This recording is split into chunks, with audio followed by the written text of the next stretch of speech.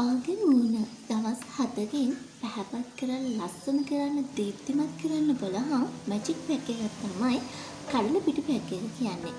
ඕනෙම කෙනෙක් සුදු කරලා ලස්සන කරපු මේ පැක් එක නම් ඇත්තටම විශ්මයජනකයි.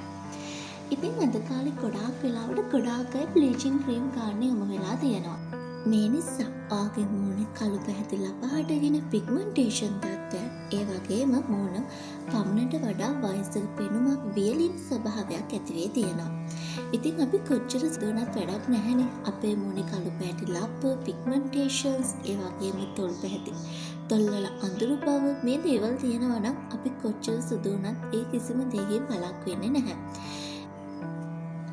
ස්වභාවික දේවල් අපේ සමට කොහෙත්ම අහිතකර වෙන්නේ නැහැ. ඒ නිසා ඕනෙම කෙනෙක්ට ස්වභාවික දේ ට්‍රීට්මන්ට් කරන්න බය වෙන්න ඕනෙත් නැහැ. ඉතින් මේ ස්වභාවික දේවල් වලින් අපේ මුණට හරිම ලස්සන පැහැපත් බවක් ලැබෙනවා. බ්ලීචින් ක්‍රීම් පාවිච්චි කිරීමේදී අපේ මුණට හරිම අස්වාභික සුදක් ලැබෙනවා. ඉතින් එහෙදී ඔයාගේ හැම වියලීම් වලට ලක් වෙනවා. ඒ වගේම පමණට වඩා වයස්ගත පෙනුමට ලක් වෙනවා.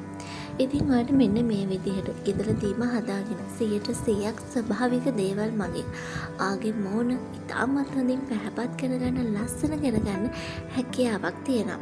ඉතින් අපි දැන් යම් වීඩියෝ එකකට මේ පැක් එක අපි හදන විදිහ බලන්න.